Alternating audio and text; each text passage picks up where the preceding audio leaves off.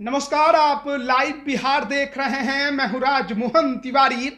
बिहार में लगभग 21 जिलों के अंतर्गत 32 नगर निकायों और कुछ वार्डों के लिए 9 जून को मतदान कराए गए थे, जिसका परिणाम पिछले दिन रविवार को जारी कर दिया गया।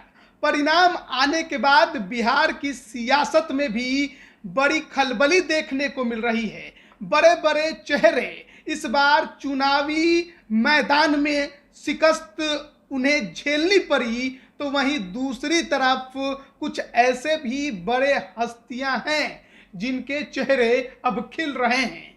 बिहार की राजनीति में बात करें तो इस बार जेडीयू सांसद की पत्नी मुख्य पार्षद का चुनाव हार गई, तो वहीं बीजेपी विधायक की पत्नी उपसभापति का चुनाव हार गई। वहीं बात करें कुछ और हस्तियों की, तो मुकेश सहनी चुनाव तो नहीं लड़े, ना उनका कोई करीबी लड़ा, लेकिन इसके बावजूद उनकी पार्टी खूब खुशी से झूम रही है। उनके चेहरे खिलखिला रहे हैं, क्योंकि उन्हें अब ऐसा लगता है कि 2020 विधानसभा चुनाव के समय सिमरी बख्तियारपुर में जो उनके साथ धोखा किया गया था, उसका आज फल उनको मिल गया, जिन्होंने उनके साथ गड़बड़ी किया। बात हम कर रहे हैं मुकेश सहनी की और दिनेश चंद्र यादव की। सबसे पहले आपको बताएं कि दिनेश चंद्र यादव जेडीयू के सांसद हैं। मधेपुरा से 2019 में वो चुनाव जीते हैं, लेकिन उनकी पत्नी रेणु सिन्हा सहरसा नगर निगम में मुख्य पार्षद की उम्मीदवार थी।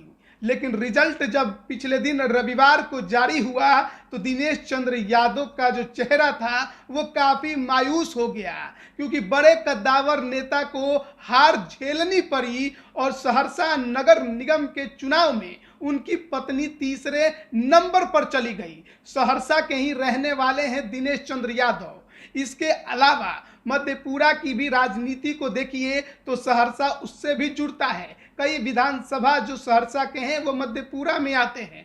सहरसा से 2 बार दिनेश चंद्र यादव सांसद भी रहे। 1996 में जीते, फिर 1999 में जीते, लेकिन इस बार खुद की पत्नी को नगर निगम का चुनाव नहीं जिता पाए। इस बार बीजेपी के पूर्व विधायक, दिवंगत विधायक संजीव झा की पत्नी बेन प्रिया चुनाव जीतने में कामयाब रही, लेकिन बेन प्रिया के जीत से उनका जो समर्थक परिवार है वो तो खुश है ही, साथ ही साथ मुकेश सहनी का पूरा कुनबा भी काफी खुश नजर आ रहा है। और खबर ये भी मिल रही है कि बेन प्रिया को जिताने के लिए मुकेश सहनी के पार्टी के नेताओं ने भी पर्दे के पीछे से खूब मेहनत की थी, उनको अपना समर्थन भी दिया था, क्योंकि जो सिमरी बख्तियारपुर में खेल मुकेश सहनी के साथ दिनेश चंद्र यादव ने किया था, उसका बदला पूरा हो जाए। और लगता है कि वीआईपी पार्टी ने अपना बदला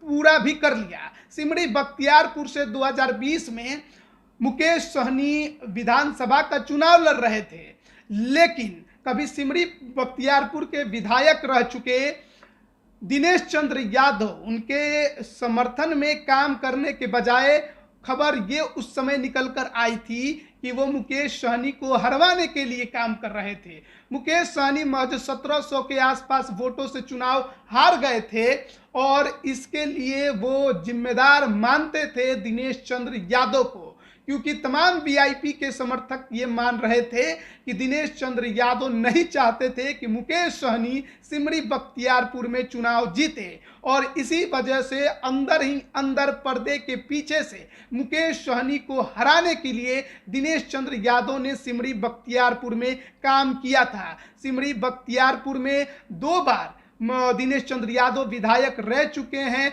एक बार 1990 में चुनाव जीता और दूसरा 2015 में चुनाव जीता था। इसके अलावा 2009 में वो खगड़िया से भी सांसद रहे हैं, यानी उनकी पकड़ खगड़िया में और सिमरी बख्तियारपुर में खूब रही। लेकिन जब बारी आई अपने ही खेमे के नेता को जिताने की, तो जिताने के बजाय उन पर हरवाने के आरोप लगे थे, और शायद वही जो अंदर कसक रह गई थी मुकेश सहनी की और उनके पार्टी के नेताओं की, वो कसक अब जाकर पूरी हुई जब सहरसा नगर निगम में जेडीयू की सांसद पत्नी रेणु सिन्हा चुनाव हार गई मुख्य पार्षद का। और उसके बाद से ऐसा लग रहा है कि वीआईपी के समर्थकों को और कार्यकर्ताओं को कि चलिए अब जाकर बदला पूरा हो गया, इसलिए काफी खुश मुकेश सहनी का कुनबा दिखाई दे रहा है। इसके अलावा अगर हम बात करें पश्चिमी चंपारण की, तो लौरिया से विधायक हैं विनय बिहारी। विनय बिहारी इस बार चुनाव में अपनी उन्होंने पत्नी को उपसभापति के लिए उतारा था और मछगावा नगर पंचायत से उनकी पत्नी जो थी चंचला बिहारी वो उम्मीदवार थी, लेकिन उन्हें भी हार झेलनी पड़ी। वो भी तीसरे नंबर पर रहीं और उन्हें चुन्नी देवी ने हराया। वहीं दूसरी तरफ अगर मुकेश सहनी की बात करें तो एक और खुशी उनके लिए शायद ज़्यादा है कि बिरौल नगर पंचायत के अध्यक्ष पद पर विनोद सहनी का कब्जा हुआ दरभंगा जिले के अंतर्गत, इसलिए उन्होंने इसके लिए खुशी भी जाहिर की और शायद अपनी बिरादरी की जो राजनीति वो करते हैं उसमें जिस प्रकार से जीत विनोद सहनी को मिली है बिरौल नगर पंचायत में वीआईपी पार्टी के लिए, उत्साह की बात जरूर है। लेकिन सबसे ज्यादा बड़ी बात तो ये है कि जेडीयू के कद्दावर नेता, कई बार के सांसद, मौजूदा सांसद, सहरसा की राजनीति में अपना कद रखने वाले, खगड़िया की राजनीति में अपना बड़ा कद रखने वाले दिनेश चंद्र यादव, जेडीयू सांसद की पत्नी रेणु सिन्हा मुख्य पार्षद का चुनाव सहरसा में हार गईं और वो तीसरे नंबर पर खिसक गईं। वहीं दूसरी तरफ पश्चिमी चंपारण में लौरिया विधायक बीजेपी के विनय बिहारी को भी जोर का झटका लगा और उनकी भी पत्नी चुनाव हार गई हैं, वो भी तीसरे नंबर पर खिसक गई।